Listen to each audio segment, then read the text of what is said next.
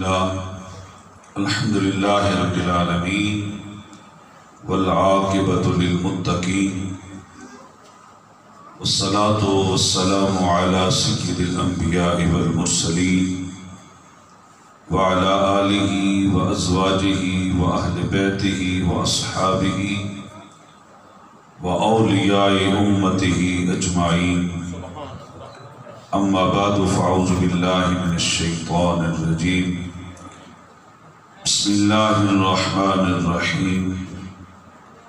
يا أيها الذين آمنوا اتقوا الله وكونوا مع الصادقين. آمنت بالله صدق الله العظيم. إن الله وملائكته يصلون على النبي يا أيها الذين آمنوا صلوا عليه وسلموا تسليما. اللهم صل على سيدنا ومولانا محمد النبي الأمي وآله وبارك وسلم عليه. الصلاة والسلام عليك يا سيدي يا رسول الله وعلى آلك وأصحابك يا سيدي يا حبيب الله. الصلاة والسلام عليك يا جد الحسن والحسين وعلى آلك وأصحابك يا خاتم النبيين. حمد و صلاة کے بعد نہایت ہی قابل صد احترام علماء کرام، ثناخان مصطفیٰ، قابل صد احترام بزرگوں، بھائی اور دوستوں عزیزوں، السلام علیکم ورحمۃ اللہ وبرکاتہ. اللہ رب العزت کا فضل، اس کی توفیق خاص سے میں اور آپ سب اس وقت مسجد حاضہ میں حاضر ہیں، اور آج کی اس خوبصورت محفل کا انتظام ہمارے بھائی محترم جناب ملک زمر صاحب نے کیا. اللہ رب العالمین ان کی اس کاوش کو اپنی بارگاہ میں شرف قبولیت عطا فرمائے اور ان کی دین دنیا آخرت اچھی فرمائے، اور ہم سب جو اس بابرکت محفل میں حاضر ہوئے، اللہ پاک ہم سب کی بھی دین دنیا آخرت اچھی فرمائے. ربیع الاول شریف کا ماہ مقدس شروع ہوا تھا تو ابتدائی پہلی محفل بھی یہیں سے شروع ہوئی تھی. اب ربیع الثانی شریف شروع ہو چکا ہے. جس طرح محترم جناب حافظ محمد آفتاب صاحب فرما رہے تھے کہ پورا ایک مہینہ الحمدللہ اس پہ اللہ کا جتنا بھی ہم شکر ادا کریں، جتنے اس کے فضل، جتنے اس کے کرم، جتنی اس کی عطا کی خیرات ہمیں رات دن صبح شام نصیب ہوتی ہے، ہم اس کا اتنا شکر ادا نہیں کر سکتے.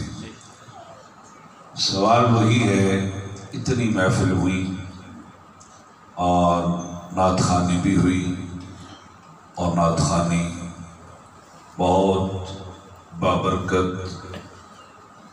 اور نصیب جن کے اچھے ہوں اور حضور جنہیں پسند فرمائیں، ان سے اپنا ذکر پاک کرواتے ہیں. حضور نے حضرت حسان بن ثابت رضی اللہ تعالیٰ عنہ کو اپنے سامنے اپنی مدح سرائی کے لیے، نعت شریف کے لیے منبر پر بٹھا کے اپنا ذکر پاک سنا. یعنی حضور کو یہ ذکر پاک اس انداز سے پڑھنا اور سننا حضور کو پسند ہے. اور علماء کرام مختلف موضوعات اگر گننے لگیں، کیونکہ ہر محفل کے اندر تقریباً 3 سے 4 خطاب ہوتے رہے،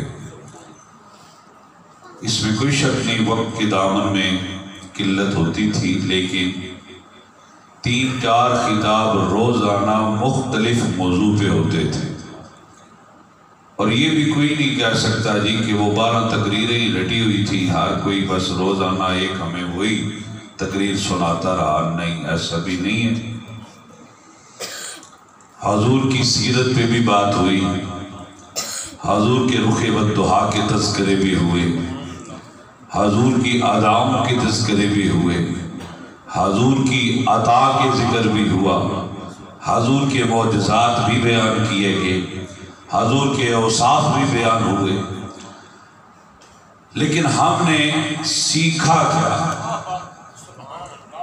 حضور کی طاعہ کی جبین اقدس کا ذکر اپنی جگہ، رخ والضحیٰ کا ذکر اپنی جگہ، واللیل کی زلفوں کا ذکر اپنی جگہ، ما زاغ البصر وما طغیٰ کی آنکھوں کا ذکر اپنی جگہ، وما ینطق عن الہویٰ ان هو الا وحی یوحیٰ کے لبوں کا ذکر اپنی جگہ، لیکن ان تمام موضوعات کے اندر اختتام روزانہ اس بات پہ ہوتا رہا کہ جس ہستی پر اللہ نے اپنا کلام نازل کیا، جو میرے اور آپ کے نبی ہیں اور جو خاتم النبیین ہیں، جو اللہ کے محبوب ہیں، جو سراپا رحمت للعالمین بنا کر بھیجے گئے، اور قیامت کے دن شفاعت کا دروازہ بھی جس ہستی پہ کھلنا ہے، اور جو حضرت آدم یعنی آدم علیہ السلام کی اولاد کے جو سردار ہیں،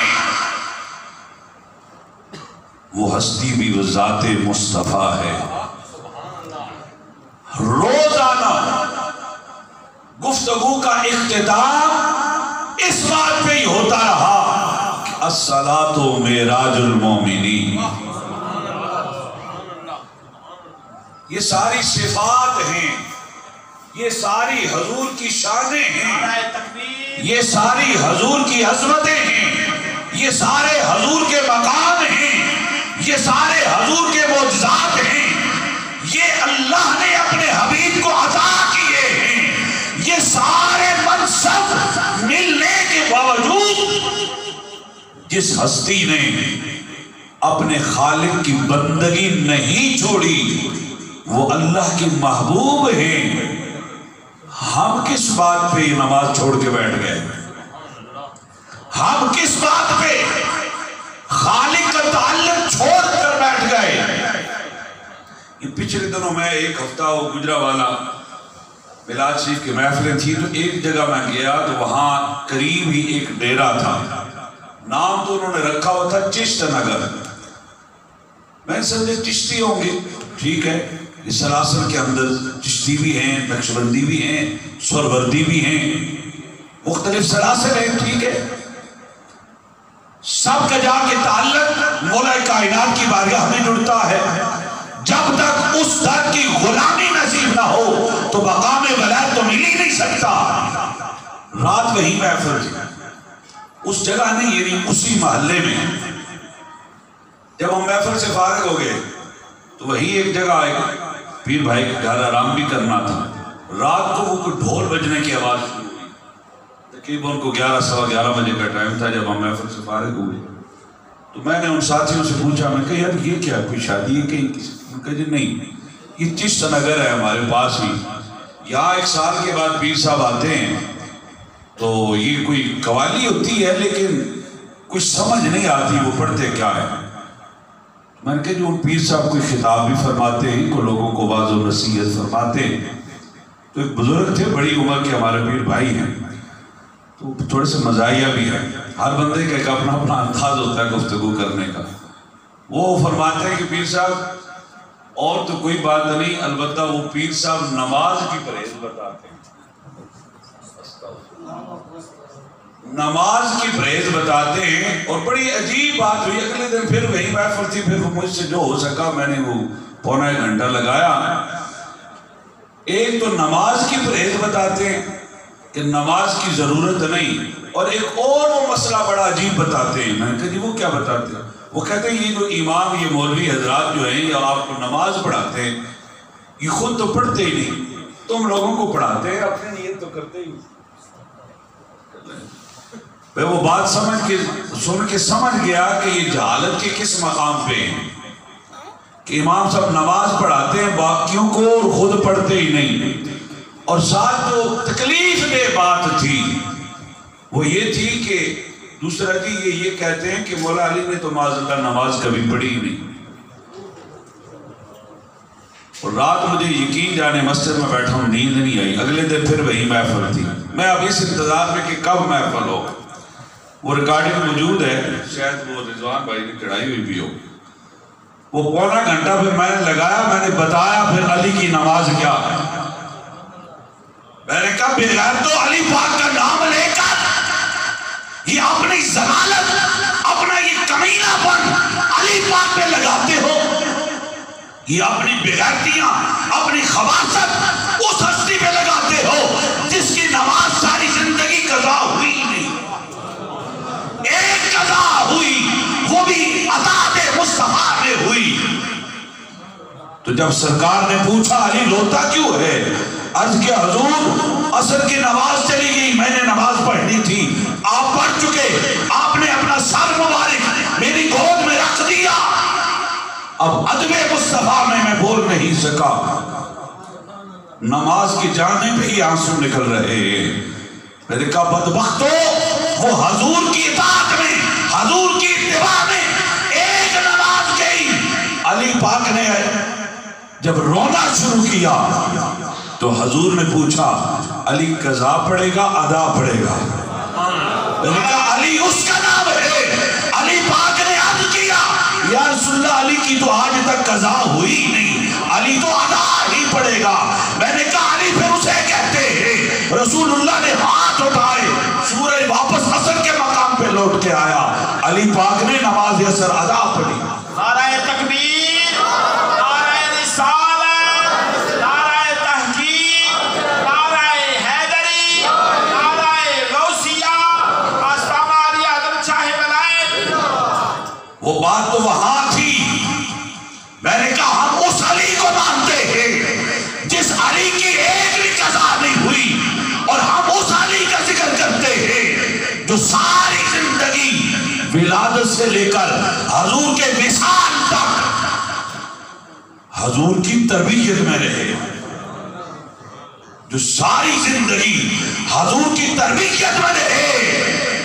اس ہستی کو حضور نے فرمایا ہے انا مدینۃ العلم وعلی بابها, میں علم کا شہر ہوں, علی اس کا دروازہ ہے.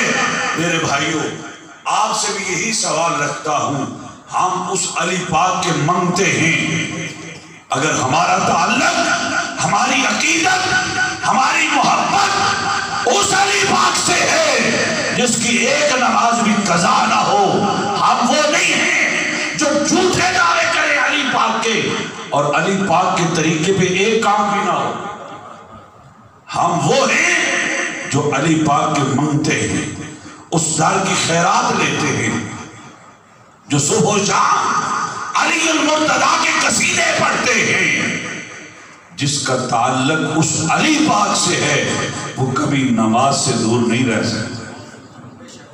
ہم نے اس پورے ماہ میں کیا سیکھا؟ کتنے لوگ ہیں ہم میں جو نماز نہیں پڑھتے تھے تو اب نماز پڑھنی شروع کر دی. کتنے لوگ ہیں ہم میں جو جھوٹ بولتے تھے, انہوں نے جھوٹ سے توبہ کر لی.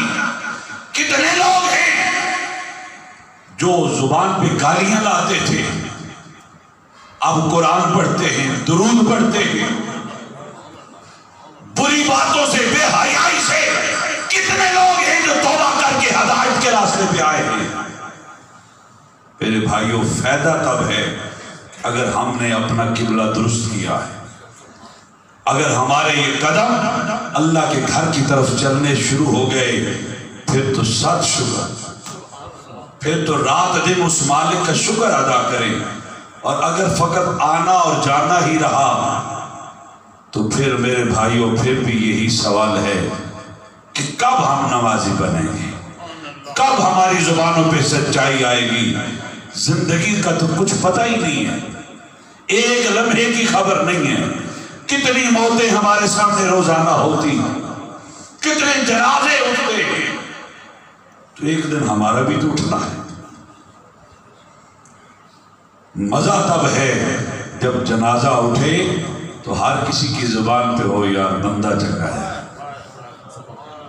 کبھی کسی کو اس نے تکلیف نہیں پہنچائی، اس کا اخلاق اچھا تھا، اس کی گفتگو اچھی تھی، بڑا ملن ساز بندہ تھا، بڑی ہر کسی کے ساتھ محبت رکھتا تھا، ہر کسی سے پیار کرتا تھا، ہر کسی کے کام آتا تھا، تاکہ ہر منہ سے دعا نکلے۔